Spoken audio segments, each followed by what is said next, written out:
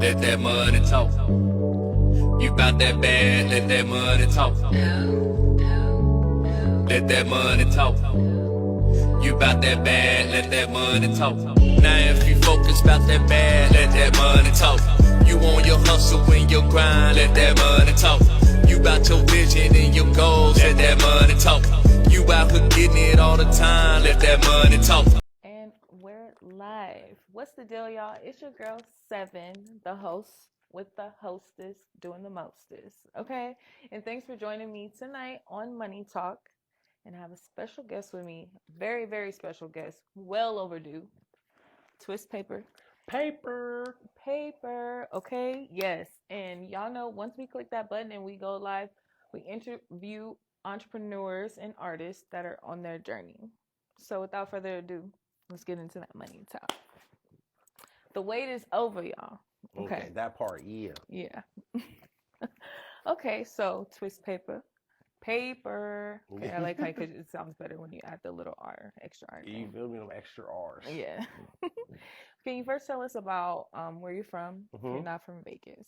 Well, I am from Los Angeles, California, South Central to be exact. Okay. I was born off Crenshaw and Stocker, like the jungle area. When I was around maybe like 12, I moved to Apple Valley with my dad. I went to school in Apple Valley High School. After that, I moved to Lancaster. I kind of lived all over Cali, though. I lived in Hawthorne. I lived in Santa Clarita. I lived in San Bernardino. But my mainstays, where like I stayed the biggest chunks, were LA, Apple Valley, and Lancaster. Okay. What Lancaster, where, and why? So Lancaster in California, LA County, close to Palmdale. And that's where my auntie raised me. My auntie's kind of like my mom. That's where she decided she wanted to buy a house and build her life. So she took me and my little brother along for the ride. It was dope too. So I always got a house to live in. Yes. Yeah. Well, amen to that. But did you go to high school out there? No, not in Lancaster, in Apple Valley. I went to Apple Valley High School. I went to Granite Hill High School. I went to school in Hesperia a little bit. Yeah, I was all over that little area. High desert. The high desert for sure. Man. Okay. And I got high in the desert. Know what I'm talking about? Yeah. Well, I don't know about that, but I definitely went to high school in Lancaster. So that's what it was like. Small world. Small 661. world. And while we're at that, okay, I forgot to mention the sock cam, y'all. Pay attention to the sock cam. Got my gummies on. I got Beavis and Butthead. Yes. Do America. Good movie. It's a great movie. Definitely a classic. Okay, so tell us a little bit about your upbringing.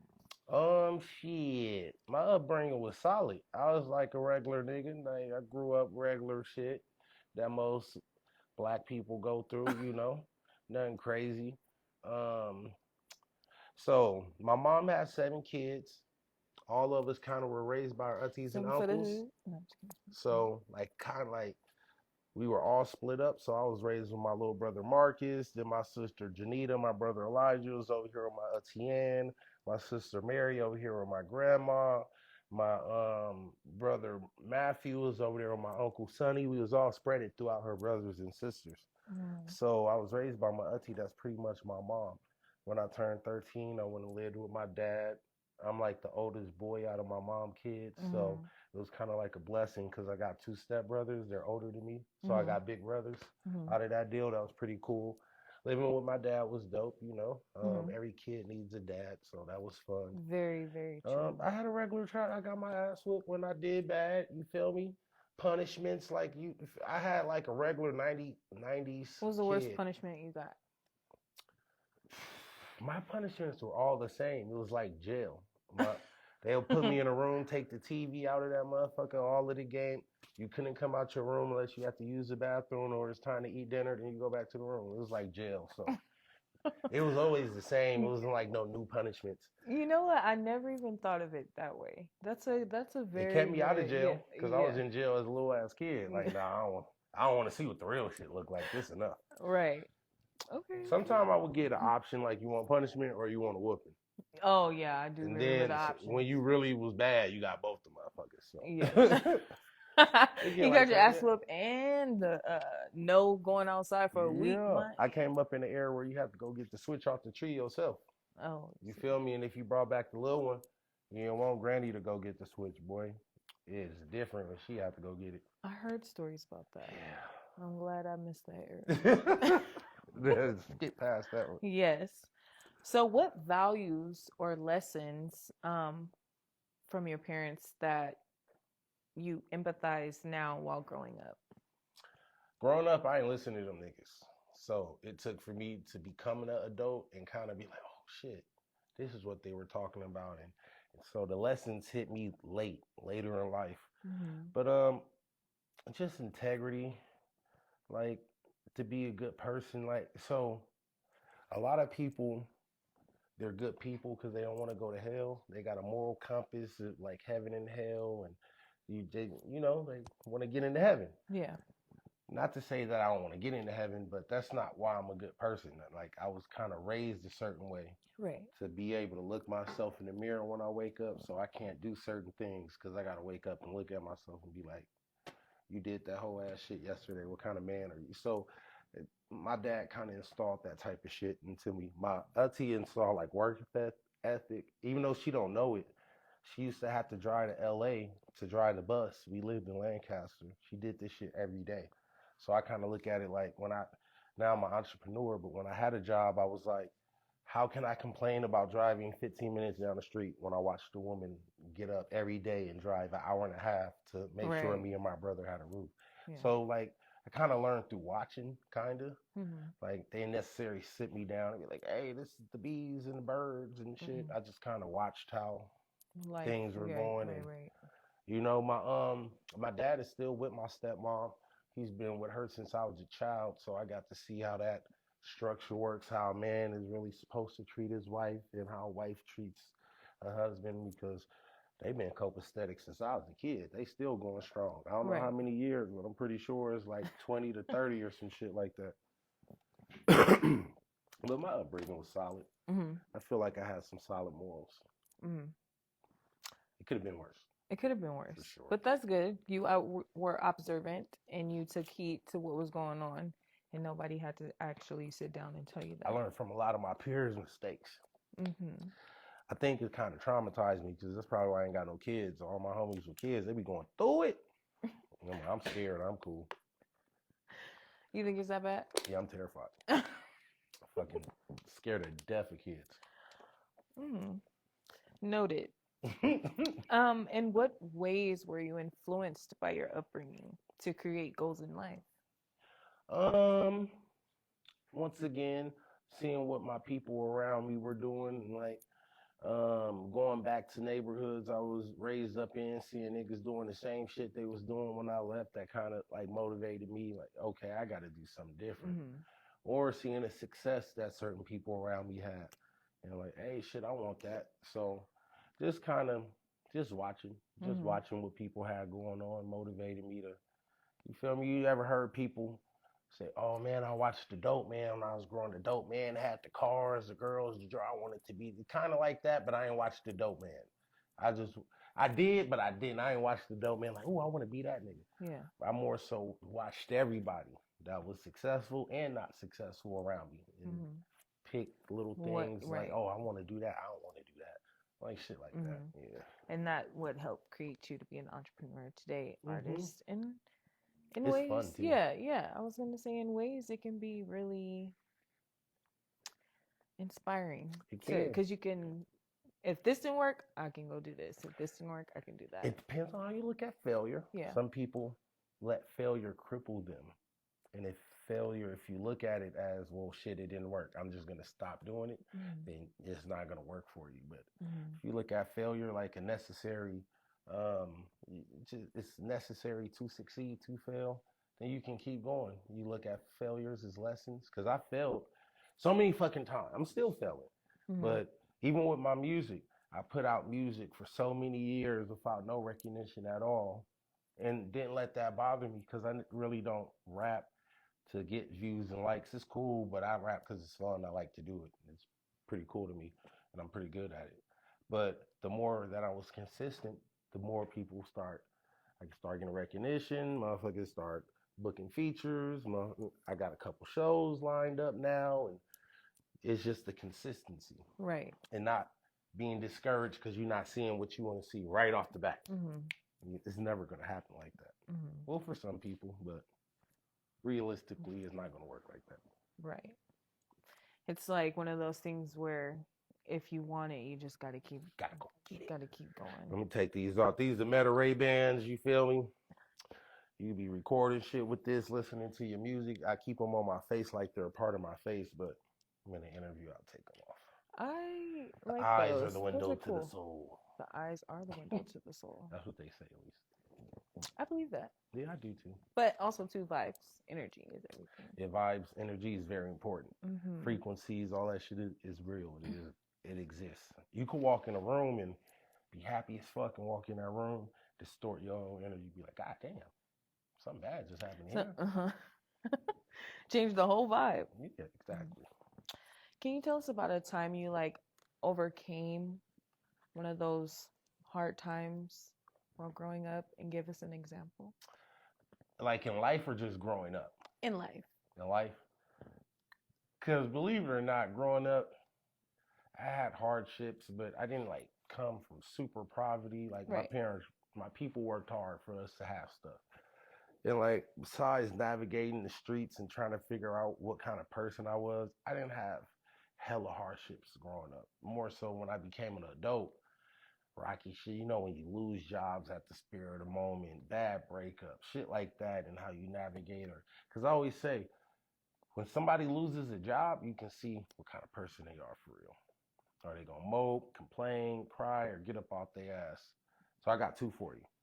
They kind of work hand in hand with each other.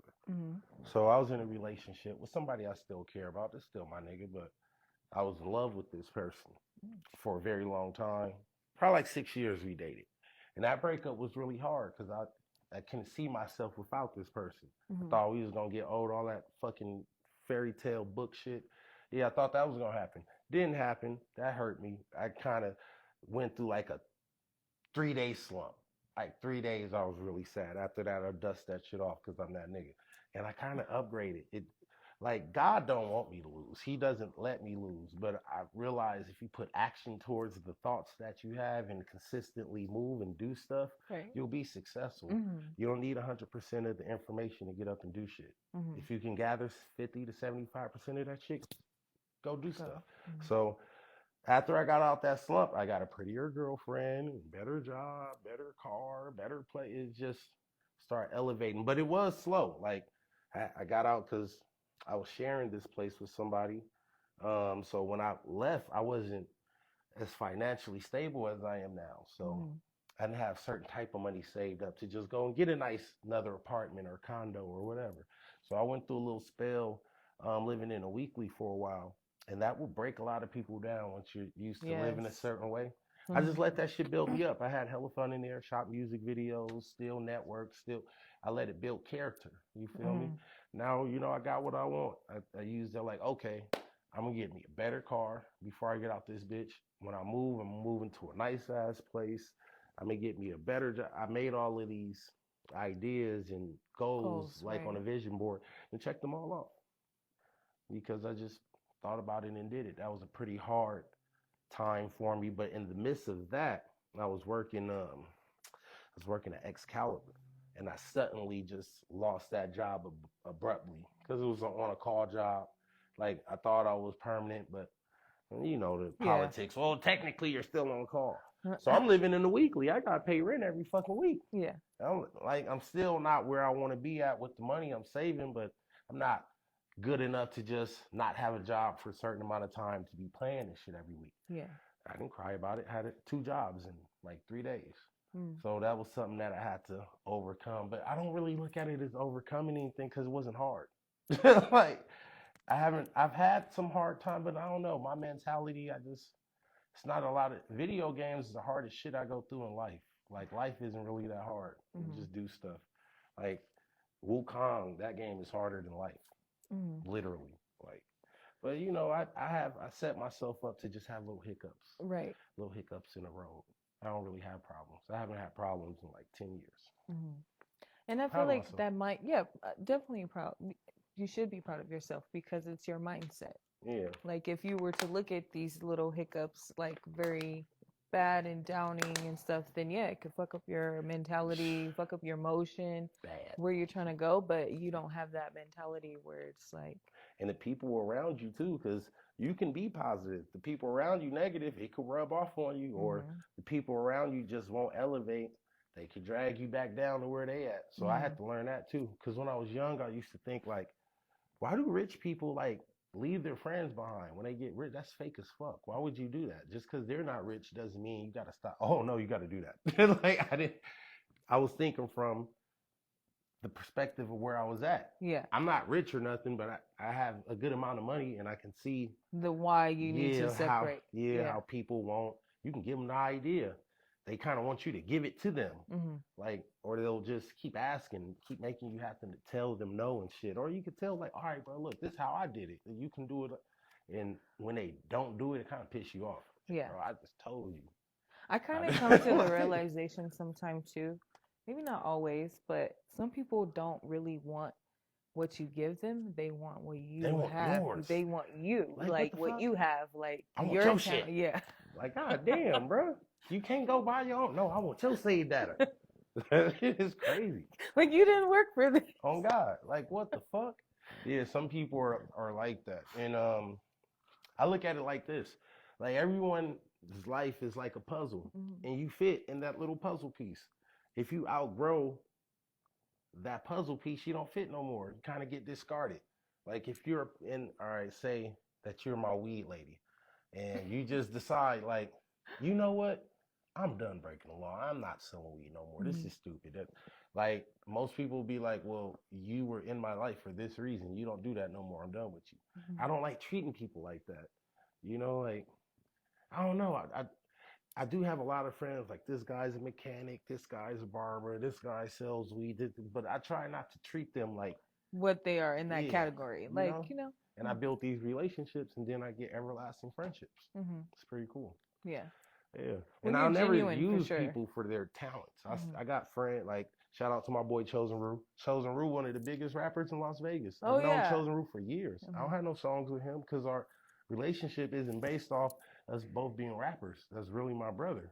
If we rap together, we'll get to it. Yeah. You feel me? Me and Zay Doobie got some tracks on the way.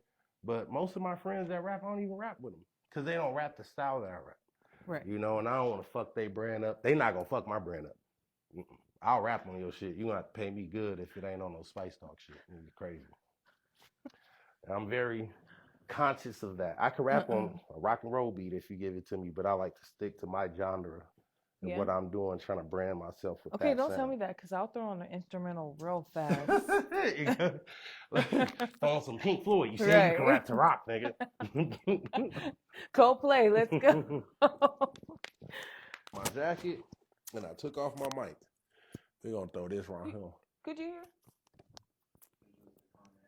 Boom. We back. All right, we back, y'all. Let us know in the comments what y'all didn't hear. That's my bad, because I ain't used to being mic'd up. I know.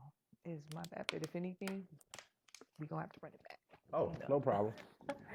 No, but yeah, that is crazy, and to me, it's sad. Like you said, they definitely symbolize Black love, and it's all right, though. People move on. It's all right. Yeah. It's good to see that they both got somebody else that they seem to be happy with. You feel me? They done moved on. Ain't nobody lonely with a gun in their head, sad. So it's cool. I do appreciate, even though it is messy, and some people do private shit. This is like real life shit that happens in normal relationships every day. So it's, kind of transparent to see. That happens to celebrities. That happens to celebrities, and that we're all in this boat together. Some people just have money. Just speaking on that, can I just say something that I just learned? Because y'all know what I'm going through right now. And I did learn that we all are going to experience, like, grieving, like, at some point, but not everybody will experience success. Facts. Which is crazy. That's crazy. To think about that. So just thinking about that, like, we all do be going through shit no matter what level you're on. And it's like, But the thing about success is an idea. So you can always be successful. You just might not want to set your standards super high. Because I've been successful so many fucking times, but it's what I base success on, you know? Yeah. Because success is what you call it. Yeah. If I beat a game, because to me, I'm a big gamer. Gaming gives me just a type of feeling of satisfaction, like just enjoyment. So if I beat a game that's really hard to me or it took me a while, I feel fucking successful. What game you play? Right now I'm playing Ghost of Tsushima. I'm trying to get ready for Assassin's Creed Shadows. It comes out in a couple days. Hey, I seen that. Yeah, it's gonna be fire. That looks very cool. That Wukong Black Myth, that shit is really hard. Elden Ring. I play a little bit I'm a real big wrestling fan, so I just got the new WWE 2K25. I'm going to WrestleMania when it comes out here. Do you have a Twitch? I need to make one. Definitely get a Twitch. I just got a capture card. See, that's why I need to hang out with people like you guys so I can learn the camera shit. Because I bought a GoPro, a Sony Alpha, a drone. I need the little camera I can record myself gaming. Yeah. Because I want to get in the media, man. I feel like I have a personality that can pay the bills. Yeah. For real. Like, I watch a lot of streamers, a lot of people. It's the time now. And them niggas ain't. I'm not going to be a hater, but a lot of these motherfuckers that get paid to do this, they're not funny to me or entertaining to me. And I'm not hating on them because they still got their lane. I'm like, oh shit, look, I can do it too. Just like with everything, if you got something different to drive and you can do it, fucking do it because everybody is doing it. We just got our own little spin on it. That's how I got into rapping. I was hearing rappers like, okay, he good, but I think I could do that. I think I could do it better. And like, I don't know if y'all ever heard my music, probably because you're interviewing me. Yeah. But fucking, I truly believe I can rap a lot better than a lot of people. And you could put me in a room with them and we can rap, make a song, battle. It don't matter. I just truly believe I'm better than a lot of people. If y'all want me to play instrumental and he throw a little freestyle on it, just throw the flags in the comments. I just need a couple of them. I'll do it. Mic check 1 2 1 The mic check is crazy. Okay. What messages do you convey in your music? Oh, get fucked up. All right, so I rap about the things I like. I rap about thick, big booty women. I rap about marijuana, Jameson, Voodoo Rangers, video games, and just having fun and being reckless as fuck. That's what I rap about. Jameson. I like Jameson. That's all some whiskey, and it's very, very decor. Yes. But it's specific night. It's not like a my go-to. That's my go-to. But it's like a specific night. Like, I'll have some Jameson, please. I mean, yeah, you feel me? But I do have songs based around everything. My music is based off mood. So if I'm in a lovey-dovey mood, you might get a love song. If I'm sad, you might get a sad song. But my go-to is just be yourself, have fun, turn up. You feel me? Light up a blunt. I try not to rap about a lot of violence and murder, kill, slide on your ops. I don't do none of that. You feel me? I have a history of violence, so I might rap about some shit sometime, but my music is not filled with violence and, you know, promoting that type of shit. It's more about be yourself. I'm me, genuinely me in every song that I do. What's your sign? I'm a Taurus. Oh. Earthy. Taurus I have never met a Taurus I don't like. No, I didn't say that. I'm saying they really be on their shit. Bullheaded. Bullheaded for sure. Like on it. Like I don't really know girl Tauruses. So no? Okay. Yeah, my I best know friend girl is Taurus. Tauruses and they just like ready on go. Like yeah, I know we like money, food, and fashion. I was like, mad at shit, that's me for sure. I like money. Money talk. You own money talk. I believe you, you know. At what age did you start making music? 13, the year 2001. 13? Damn, I just gave it away. I'm old as fuck. Everyone's gonna do the math. No, now. I'm like 13, 2001. You feel me? Yeah, I'm YN, YN, whatever you want to call, you know, young nigga, It be like that though, because I feel like that nowadays, who gives a fuck? Yeah, you could be 2 and be a millionaire. Yeah. You could be 45. Like, as long as you good at what you do. I always tell niggas, bro, the Colonel didn't get rich till he's old as fuck. That's why he old as fuck on the KFC thing. That nigga was that age when he got money. like, Colonel was They like say 70, you nigga. don't really enjoy life until you retired, anyways. So, But I'm not gonna say it's easy to get money because it's not. Once you figure out what you want to do and really put effort towards it, it's easy to get money. mm-hmm. It's like the idea of passive income was weird as fuck to me. Like, you can make money and not do nothing. Oh no, that shit real. It's real. Yeah, I got passive income. Never thought a day in my life I would have. Never thought I'd have an LLC, EIN, trademark name, none of that shit. Yes.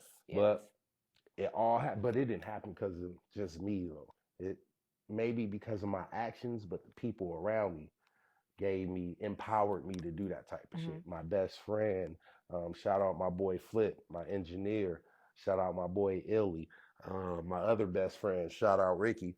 I got such a solid unit. I can't fail. I can't, well, per se, everyone can fail, but these niggas will pick me up if they see me like, you feel me? Oh, and a lot of people don't have I love that when you pick and choose the right crowd to, and just even giving labels, like, because you can't be my best friend unless you know, and whoever I called these people these titles, they've lived up to that. Oh God. Yeah. And even during the down times, like like literally my whatever I need, the air that I need, that. They definitely earn. That's why I said my other best friend, because both of these people earn those titles. Beyond those titles, are more like brothers. They do more like what family would do for you. So yeah, I don't take those type of titles lightly either. Yeah, and I'm blessed to have two of them, because whenever I say this is my best friend, I automatically think of this other person as well, because these two people are like pillars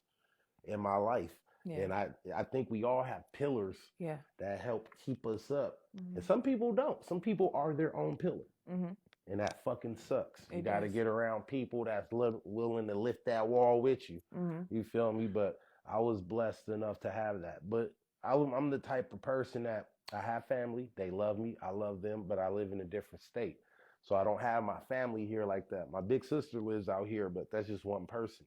So I don't have that family unit that a lot of people have. So God blessed me to have friends that are just family. As good as family, if not better. If not better, yeah. Oh God. I love that. And when you have that bond and relationship and you call them blood, that is friends, it's something special. It's fucking dope. Dope. Hope everyone gets to experience it. Yeah. And what I do learn and have learned is that there has been a period of time when I was to myself, and it's okay to be to yourself because you want to pick and choose who you have your friends with, but don't be to yourself so much to where you don't have friends and you're not trusting people and you got to open up sometimes, and people do that. It's okay to fail, and it's okay to, damn, I thought I can trust her. Like, you know why people do that mainly though? Because they don't want to be hurt, or they don't want to deal with that, like that, you know, you fucked up. Like, I don't want to feel that. They don't want to feel disappointed. But you got to know, everyone's going to disappoint you one day or another. You can either try to understand and live with the disappointment, because everyone's different. But I feel like a lot of people do that because they experience the next best thing to that. And that's like true love with a partner. Sometimes when you have that bond with your partner, you don't feel like you need friends. Like you need fans. You just be locked in with your partner. That happened to me. I'm just so locked in with my partner. Not that I want to neglect my friend. I love this motherfucker so much. I'm just with her all the time. We do everything together. She barely hang out with her friends. Kind of got to let that shit wear off, then you start. But even that is dangerous. You still got to socialize with people. Still got to socialize. Even if you're crazy about your partner like that, because shit can get dangerous. I went through it. Yeah. So now I don't do that shit. With my girlfriend now, I don't do that shit. Yeah. I'm head over heels about her. It's okay to do that. We gon' yes. Yeah, I can't do that. We got a lifetime together. No. Yeah, that part. Yeah. What can you tell us about your latest project and your upcoming release? Okay, so I went motherfucking crazy February, right? End of January, I put out a greatest hits. Niggas don't have these. Like back in the day when they released the greatest hits, that's a compilation of all of my singles that I never put on CDs. That's how I started off the year. Then I dropped the EP. It's called I Made an EP Today. So I basically just paid Illy to come to my job, and every song I recorded that day, I put it out the next day. So I just made an EP in one day, 5 songs. It's high pace workout music, and I just named it. I made an EP today because that's what I did. And then me and Illy, like a week later, dropped our album, Twiss and Illy. It's themed after Keenan and Kel. So the cover is kind of like Keenan and Kelish. We got some heavy samples from the Keenan and Kel show. We showing our personality, being fun, funny, upbeat album.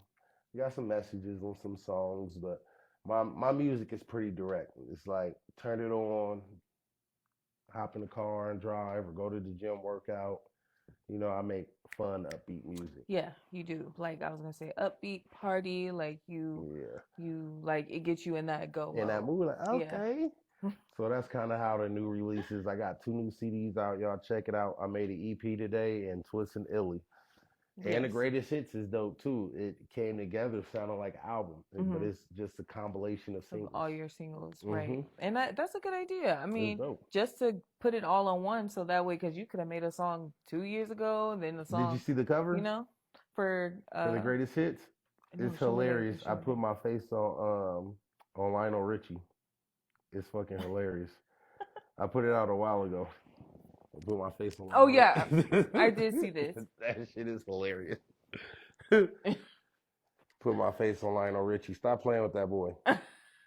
It's serious. Okay. Well, yes, I love the creativity. Well, thank you. Even in your music. The next drop. I'm when gonna is your do next West drop? Coast Spice Talker too, because I have an album called West Coast Spice Talker, or I'm gonna do an album called Barbarian. Barbarian. Yeah. So. The bar, B-A-R, capitalized. Yes. And then Barian. So when it comes to the bars, I'm a Barian. You're a barbarian. Yeah. A savage. Yeah, I'm a savage. Barbarian. I'm going to throw you on the remix. Stop playing. Get like that. Okay. No, that's dope. So how many albums you say you have total? 10. You is a workaholic. Pop your shit then. Yeah, I got 10. That's dope. Since 2020. I got 10 projects with this style. Wow, and it's just turning into 2005. Yep. Wow, okay, so you was working hungry, at it, eager, ready to get it going crazy for sure. And even on your YouTube, when I checked out your YouTube, your views are even up there. So that's definitely dope and inspiring, because it's like you've only been doing it for 5 years, like at Go. So a lot of times it takes a while for you to get seen on, especially, making music. That's hard, so you got to be something like really putting out some good shit for you to get dropping views and dropping. I'll never forget when I first made some money off DistroKid, ASCAP, Sound Exchange. When I first started seeing those little checks, I was like, what the fuck? I'm really getting paid to rap? Yeah. Saw $1,000 on DistroKid one time. Like, I thought I was famous. They do podcasts on there? You might have to start rapping on here. That's cool though. Okay, 10 albums. Okay, so I got to talk about your latest collaboration album. How did that even come about? Twiss and Illy. It's a dope story. So me and Illy had this idea like 3 years ago, like 2022. We started working on certain songs. So we're both big fans of Keenan and Kel. We did a song called Orange Soda. And I was like, bro, we might as well just do a whole little Keenan and Kel thing, because he sampled a Keenan and Kel song for that song. And I was like, Orange Soda just makes sense. And then we just start toying with the idea of dropping a Keenan and Kel theme album. The next year or two, my boy went completely gospel. And I respect that. I'm a man of God. So I'm like, hey, I even got a song with him, a gospel song with him. It's called God Smile. Y'all check that out. Fire song. You get Pastor Twiss on there. So I just dropped the idea. He was like, well, whatever songs we made, you could just release it, bro. I'm not about to release you talking about bitch, hoe, this, that, and the other, and you make music for God now, bro. Right. I'm not going to do that to your image. Like, you might not think it's, but your fans might not like that, right? Yeah. But that's even, first of all, let me give you your respect for that, because even as a good friend, and there we go again, talking about that building, and you water me, I water you, like that's your boy, so you don't, at the end of the day, I care about how people look at you. So you care. It's not just about the views, of course you want to get, but it's deeper than that. And then, of course, I'm sure you have your own personal relationship with God. God. You know? God ain't finna get on me. You got this nigga talking crazy again when I get up there. So, he had a conversation with me one time. He was like, bro, I kind of want to go back to, the worldly rap, just having fun with rapping about what I want. But I don't want to look like a hypocrite. I'm like, why would you look like it? Do what you want, nigga. This is your life. If they don't like it, fuck them. Who cares? Do they pay your rent?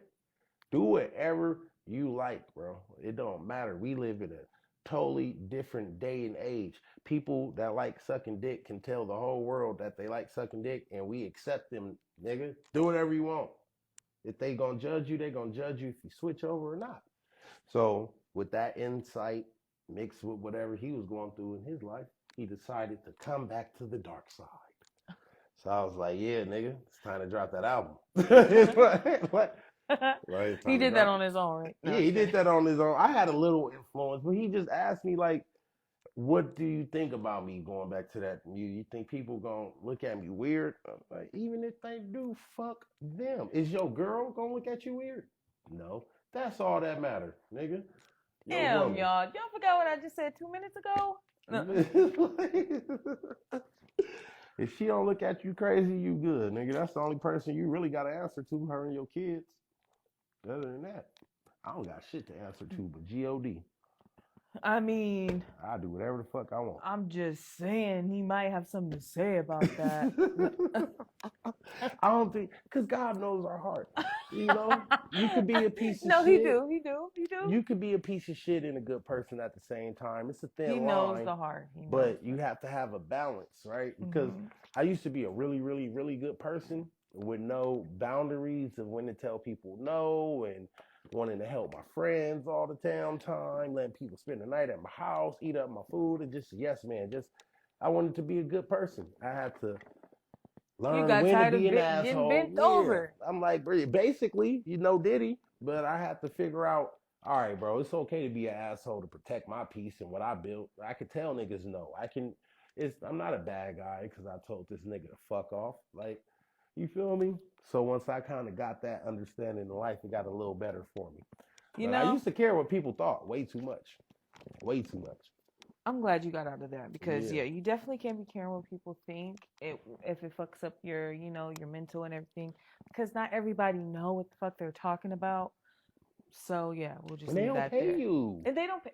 I say that too. They don't pay your bills. I'm worried about the people that pay. I don't want my boss looking at me crazy or my investors looking at me crazy. They got to pay me.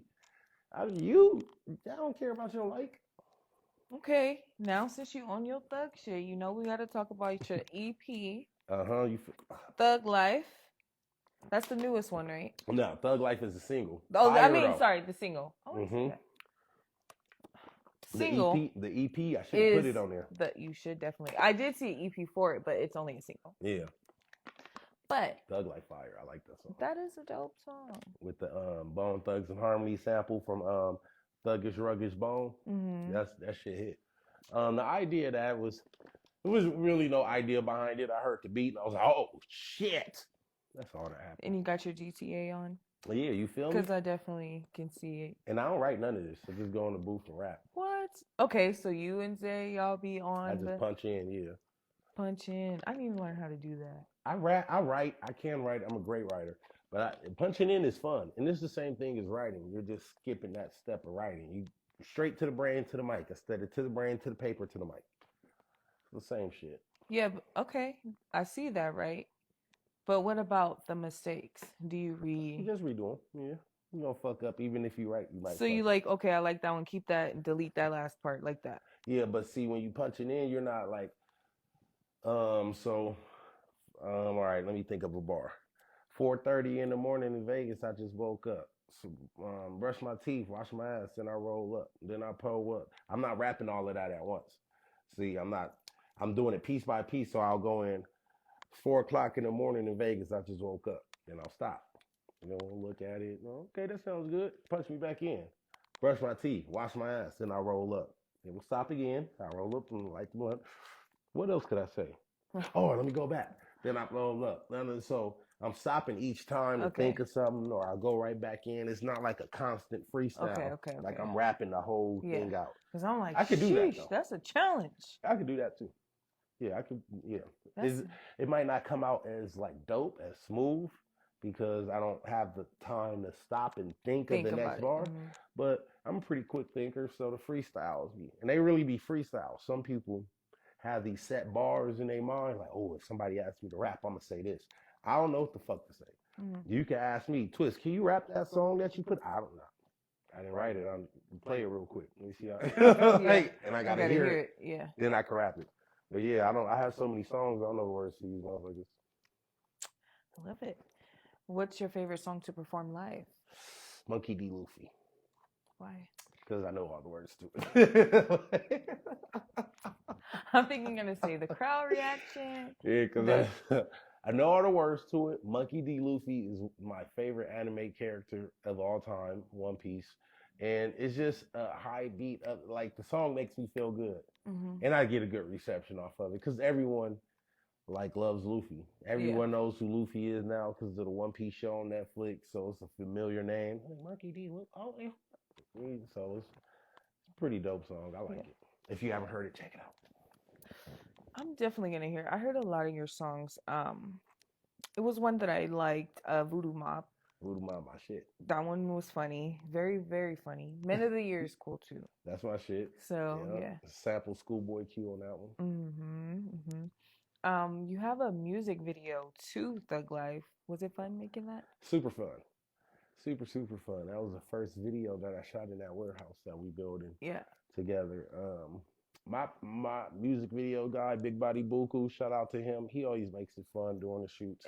All your videos look fun. Yeah, he's creative. So, and then he's one of the type of people that bring out the best in you. He won't let you just. He like, come on, bro, you can do it better than that. Put some energy in it. Right. Where's the twist? I know. You need to roll a blunt first or something. So he'll amp you up. Give you that drive. Instead of just holding the camera, letting you, like, well, didn't look like he had that much energy. Oh, well. Trying to get the best out of you, which is good. He's not just, because I'm sure everybody, he gets paid for his work. He's giving also to directive. Exactly. More like a director. Yeah. Shit, yeah. Directive directions for sure. Oh, speaking of director, shout out to my boy Joshua Kidd, future hip hop legend and director. That nigga, if you ain't heard of Joshua Kidd, look him up. I'm gonna see if I can get him to come up here because that nigga's fire. And his music videos are always like movies. He always try to tell me, you should tell more of a story, dude. Oh, I like that. Yeah, he got cinematic music videos. I'm telling you, I love V40, and I love V40 because he tells a story. Mm-hmm. And he can, mentally, you can just be listening to it, and you already got a visual of what the fuck he talking about. Oh, God, you can your head. Paint the picture, and you can see it. Yes. Yeah, that's dope. Don't even look over there. Act like we ain't tripping. Next few days. All right, no. Can you tell us the emotions you felt with your album, Himothy Jones? Okay. Himothy Jones is such a fucking dope album. The emotions I felt when I released it was happiness, anxiousness, excitement, anticipation. It was just, I wanted to see what it was going to do. I knew it was good music on there, so I'm like, if people actually listen, it should. And it did. They did. That album did about 50,000 streams. One of my favorite albums that I put out, the cover art was fucking awesome. I became good friends with the cover artist. I met him on Fiverr. I love everything about that album. Fiverr is so good sometimes. You can definitely find some good, dope people from there. I love everything about that album. What's your favorite song off the album? My favorite song off that album would probably be Intellectual Shit Talker. Yeah, because I was super fucked up when I made that song. And I didn't think I was going to be able to finish it. And the people that I was in the studio with basically gave me like the energy to, because I was like, all right, bro, this is cool right here. I'm going to come back tomorrow. And when Twiss ever left the studio with a song unfinished, oh, nigga, this sounded, you not going to have the same energy tomorrow. I was like, all right, everybody shut the fuck up. I'll finish it. Yeah. So that was like a memorable song off the album. I remember how it was created. Yeah. So that was pretty fun. That's fire. I'm telling you, you definitely. Thank you. Surround yourself with the right team. I'll tell you that. Yeah, man, I wanna network these people because that's how I got here. Yeah. Zay Doobie. People don't gatekeep. Yeah, the Doopster. Shout out to my boy. People don't gatekeep. Mm-hmm. When you don't gatekeep, like you was talking about my boy Just B, I'm gonna make sure that I hook that up because that's my brother. Like, Yeah. that's my brother. I'll call Just B right now. I've definitely been and meaning clown to the tap shit out of him, and he'll just laugh with me. You feel me? That's really like one of my good friends. Fun fact: his name's Tim. My name's Tim. Look out for the Tim podcast. The Tim podcast. I'll definitely look forward to that. Yeah, he's good vibes. Every time I'm around him, his energy is definitely like go getter, hustle. Mm-hmm. Like when you around his energy, it's like, oh yeah, I'm on it too. Like yeah, it's infectious. Yes, definitely. How do you handle negative criticism? Ooh, I love it. That's how you know you're doing something right. Mm-hmm. I laugh at it. I love negative criticism.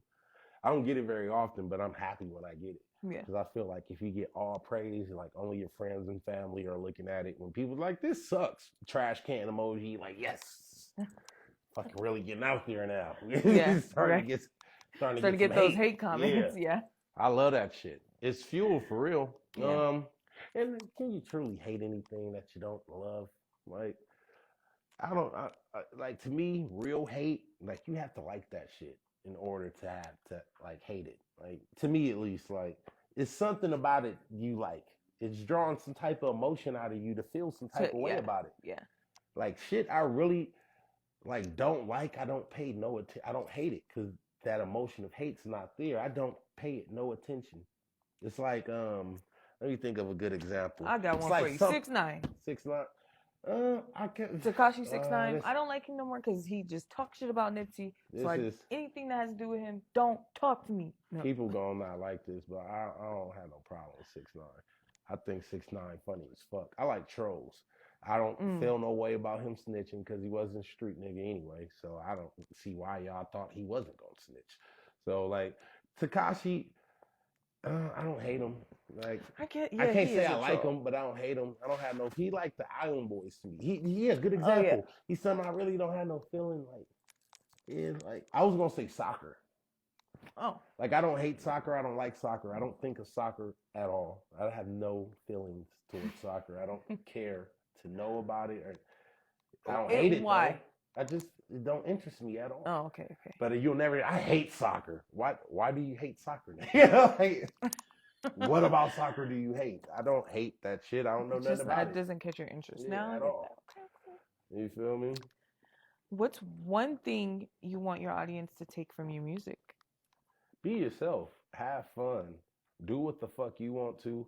And don't let people tell you what you can and can't do. That's how my music is pretty much. That's what my music is, because a lot of people like how I rap. They just don't want me to rap in a Detroit Flint type style. They want me to be on whatever the fuck they want me to be on, or make regular music. They're like, oh, I like your flow and like your wordplay, but I just don't like Detroit beats and them Flint beats. It's too fast. It sounds off beat, and I don't stop doing it. I'm like, okay. And then I go make another Detroit Flint style. Like, you feel me? I do what I want. So I feel like if you listen to me, you should take that away from my music. Do what you want. Be you. Yeah. Unapologetically. And like you said, do what you want. And if they like it, they like it. They don't. They don't. This is what I'm doing. As long as what you're doing not hurting nobody. Yeah. If you don't do what you want, if it's going to end up hurting somebody, then don't fucking do it. If it doesn't hurt anybody, do what you want, man. What's another dream you would chase if it wasn't music? Being a professional wrestler. What would your name be? TJ Maverick. Troy James Maverick. It's really for Timothy Joins, but I wouldn't use my real name. I would make a fake name too. So I've had this wrestler in WWE 2K since WWE 2K12, and it's always Troy James Maverick, TJ Maverick, or Duke Sullivan. My mama's last name was Sullivan. I don't know where the Duke came from. Like maybe Duke Nukem, one of my favorite games. But yep, Duke Sullivan or Troy James Maverick. Okay, you'll be a wrestler. You know, they make money. Oh, hell of it. Yeah. Yeah. But they just have to fuck their bodies up. Yeah. And that's what I don't want to do. Wrestling is a lot about trust. I got to trust you to dump me on my head and not hurt me. And I don't know if I can trust somebody to do that. Yeah, it'll take some time. He's like, I'll do it. I'll do it myself. Who are some people you are inspired by in the industry or around your family? But I know you said, but besides someone you already named. My boy Flip, aka well, I don't want to say my nigga government name. Bro know who he is. Yeah. My boy Flip, big inspiration to me. That's my dog, my road dog. And then I'm gonna go with people I know. Then I'm gonna say people like that I don't know. Just B, like you said, every time I see that nigga, he on go mode. I've seen this nigga build studios from fucking scratch, like bring his dream to fruition. My producer, Young Illy, because Young Illy is one of the first people I've seen live his life off what he likes to do, which is record people and engineer people. And I've seen that nigga pay his rent and bills off doing that since I known him. Kind of gave me the inspiration of, hey, I can get paid to rap. I can pay my bills off rapping. So he's another person that inspires me. People that I don't know, Rio the Young OG, RMC Mike, those two individuals as a unit made me fall back in love with hip hop, with their approach to how they rap and how they make their music. They made rap fun for me again. So I'm always gonna love all those niggas, YSR Grams, nigga Y&J, Grind Hard E. I don't know these niggas. I feel like they my family though. Like when I do meet them, we gonna be locked in. Like, cause these niggas, and I'm always gonna say this, without them, I wouldn't even rap no more. I started rapping in like 2015. I just didn't love it no more. Them niggas made me love hip hop again. I'll always be thankful to Flint and Detroit, my Detroit niggas, my Flint niggas, even my LA niggas, the Rambles of the world. Yes. Rest in peace, Draco. The Dracos of the world. Yes, rest in peace, Draco. You know, people like that and inspire me too. Blue Bloods Clan. It's a lot of niggas that inspired me to do what I'm doing right now. I'm not mad at those. You know, those are some great shout outs for sure, skis. If you could collaborate with any artist, dead or alive, who would it be? Rio the Young OG. Yeah, Rio's nice. That's it. I mean, I kind of get those vibes. And anybody in that circle, but okay, yeah. If I could pick any of them niggas, Rio. Rio. And that's not because my nigga just got free and he hot all over again because he was hot before. This would have been the answer to this question in 2020 if you would ask me. So yeah. My answer remains the same 5 years straight.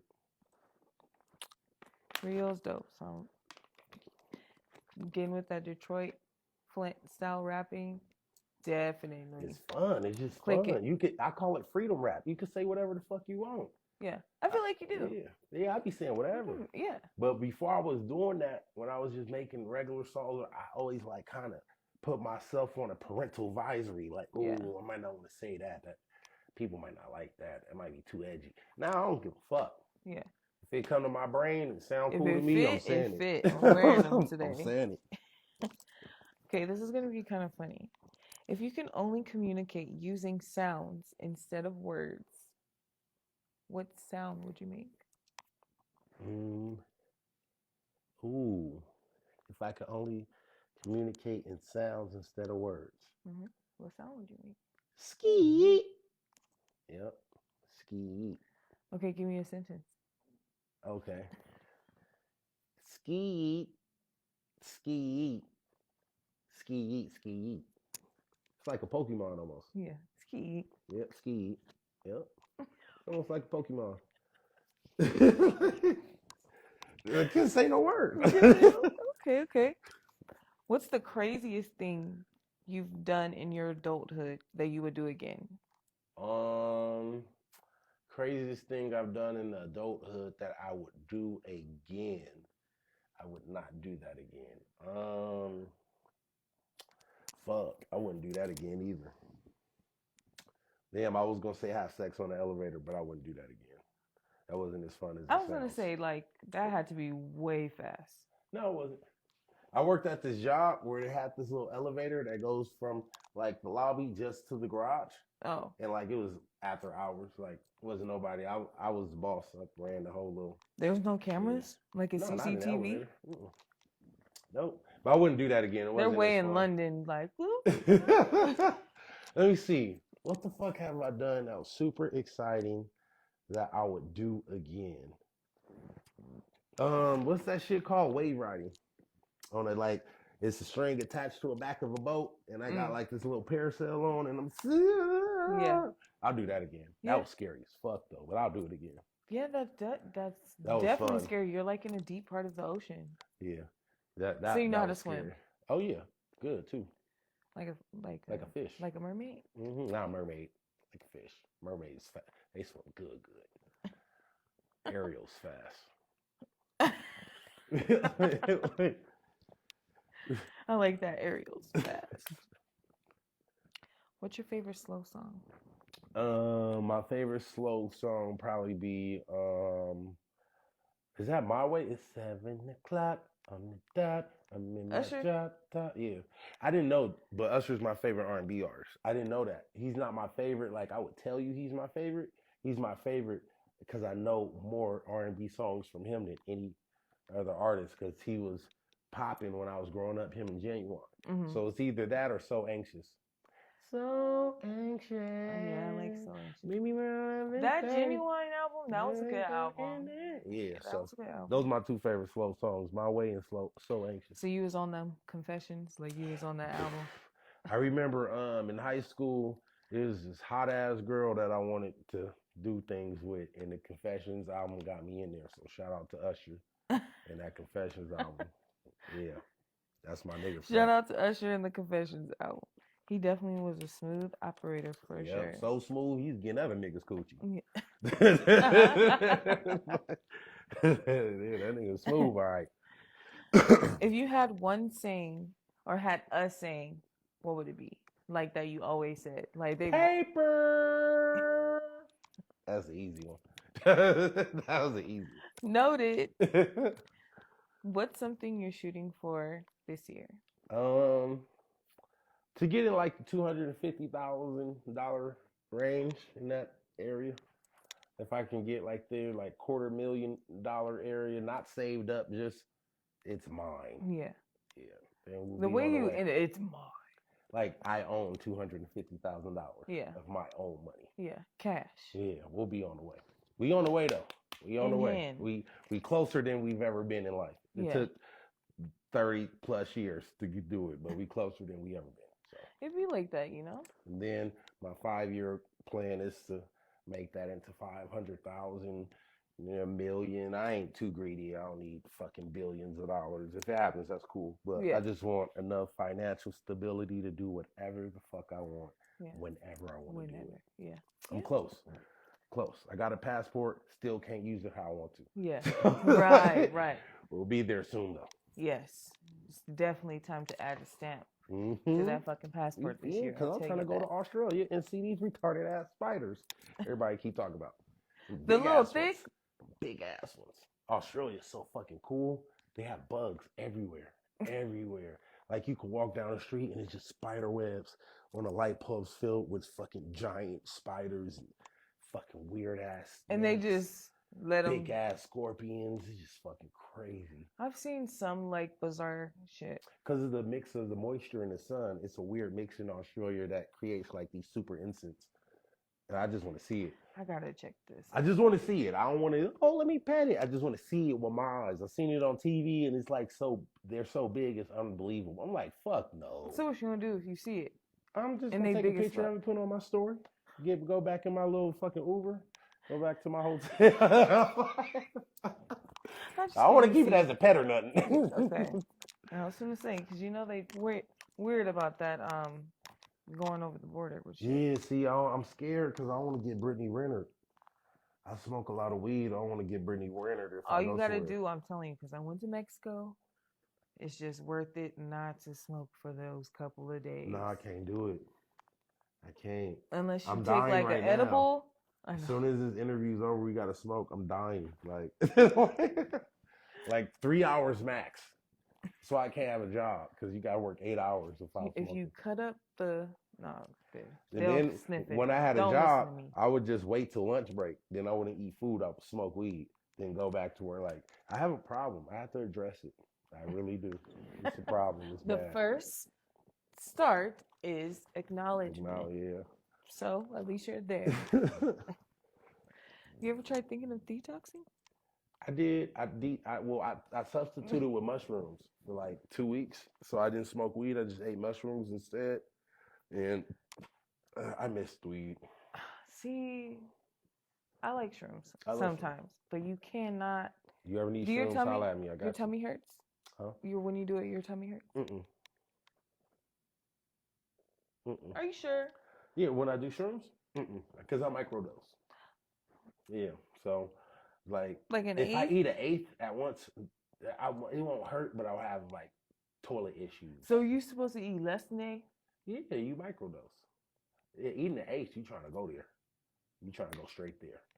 When you microdose. Damn, we've been doing it wrong. No, I got y'all. I got some fucking penis envy shit right now. Those are like the strongest. Penis envy, yeah. And my shrooms are like lab tested. So, yeah, I'll get you guys some. My guy is awesome. I get them from my Asian friend.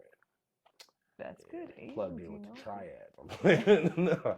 But no, he has some awesome shit. But you eat a little at a time. It'll get you to where you're going over time, but you'll get a body. Yeah, we would just take half of the put it on the side. No, don't do that. You can. Like it tastes like poly seeds. Yeah, they nasty. Like sunflower seeds. Nasty. Yeah. I can't do it. See, I'll do it that way. Like, you know, a good way I do it. I mix it. I put them in the blender first. Then I put the ice cream on top of them. Boom. Then I put like frozen lemonade. Boom. 2 ice cubes. Blend it up. Make a smoothie. A shroom smoothie. You will be fucked off. I promise you. One time I did with peanut butter. Took a brownie, Ooh. put peanut butter on top of the brownie, and sprinkled the mushrooms on top. That sounds fire. Did it work? Yep. Yeah. All right. Okay. You're creative than a motherfucker. I like it. Well, borrow that one. Yeah. What's something you pay more attention to now that you wish you paid attention less to? No, you worded it right. Okay. I know exactly what you mean. Something that I pay attention to now, but I wish I paid less attention to it. Mm-hmm. My weight. I let it bother me sometimes. Like, it's not even a big deal. I should just ignore it. I'm not obese or nothing, but just being like 257, I'm like, I'm a fucking fat ass. I need to get down to 210, and then I'll let it bother me for some days and try to work out. It don't work, and then I'm going back to eating burgers and shit. But that's probably one of the biggest things that it's important to pay attention to your health and all of that, but I put too much of a big deal on it. Like, yeah. I'm not fucking out here obese, super fat, but I do have like this guy in my mind I want to look like, and I don't look like him yet. So it kind of bugs me. That nigga's kind of buff, 6-pack. You're like, summer's coming up. Couple tattoos, trying to look like him. This imaginary Timothy in my brain. Right. Timothy. Yeah, Timothy. There you see. That part. Okay, we're almost there. What's something you do to stay motivated? So I'm a big believer in motivation. You shouldn't wait until you're motivated to do stuff. So I don't wait until I'm motivated to do stuff. So for me, motivation comes from action. So like, all right, so I'll give you an example. Say I have to edit this video. I don't want to do it. I just want to play the game, eat some chips. I don't fucking feel like it. I count down in my head. I'll make the idea and I'll count down in my head. And once I get to 1, I have to get up and do it. I tell you have to. So, all right, I'm going to go edit this video. 3, 2, 1. I have to get up at 1.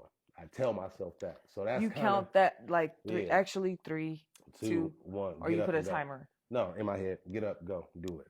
So that's kind of like my motivation, because if I wait until I find motivation, shit won't get done. If I wait until someone motivates me, or I see something that motivates me, or I hear something, shit just won't get done. So my motivation actually comes from me doing it and then looking back at what I did. Like, oh, that shit's tight. Like watching a music video of mine or listening to a song that I did that I might not want it to do. That motivates me like, oh, shit, nigga, and you did it. Didn't even want to fucking do it. Look at it. Came out tight. So that's kind of like my motivation. Yeah. But if I do hear something, sometimes I might see something in a movie or hear something. You ever seen the Dewey Cox story? Walk Hard? Oh, watch it. It's a fucking dope movie. Is that on Tubi? No, I wish. It's with John C. Reilly, the guy that was it with Will Ferrell and Step Brothers. So in that movie, just like random shit would happen, and he would just stop everything he's doing and get a pen and paper and write a song. Like somebody would say something to him, and he'll be like, "Walk hard, Debbie, give me a pen." Like random, like they just eating dinner or something. So sometime that shit happens to me. Like I just what? Like earlier today, I was fucking watching Powerpuff Girls. And I just got a random bar in my head. I was like, if she's a buttercup with a bubble, you should help her blossom. I was like, that's tight. I'm putting in a song. And I put in a song later today. So it's in a song I just recorded today. Who's your favorite Powerpuff Girl? Buttercup. Cause she with that shit, she'll beat your ass. Yep, I like Buttercup. But that's the bar. Is she a buttercup with a bubble? You should help her blossom. That's the bar. That's the bar. Lyricist of the decade. Stop playing with me. Stop playing. Okay. So we talked about your upcoming projects and everything. Anything you looking forward to in summer that you don't mind sharing with us? My goal is just to drop as much music as possible. So I can't wait to see what I've done by the summer. Because I know I'm just gonna keep going. Ideas. I mean, 10 albums in 2 years. You definitely. Yeah. That's two. That's two. I mean, sorry, in 5 years. That's two. My math was in my head like, that's 2 albums per year. Yeah, going crazy. You're going crazy. Yeah. So that's like, you did one in the beginning of the year, you did one in the end of the year. Yep. What I wanted to do this year is unrealistic. I was just testing myself, but I want to drop a mixtape, an EP, a collaboration album, some type of body of work every month, once a month. So you're trying to have 12? Like 12. Wow. I'm already on track. I did one January, got one February. I did 2 in February. I should have saved one for March. Right. Now I'm gonna drop in March. So that's kind of my goal. Who knows? I might run out of steam by May or whatever, but I'm gonna try my best to fulfill that. That's one of my goals. But in summer, I'm just looking forward to some sundress season. You know, the beautiful women outside half naked in Vegas. That's pretty much it. I'm gonna be working, getting my money, smoking my weed. Same shit I do every day in summer. Go to these little events, you know, Dre is to be popping out here. You know, that's pretty much it. It's fun. The best place for summer is Vegas. To me, this is the most magical state in the United States. To me, because it's a party at all times. If only thing that sucks is it's probably hard for people to find love with all of the prostitution shit and shit that be going on in the city. But other than that, this place is fucking fun as fuck. Super fun.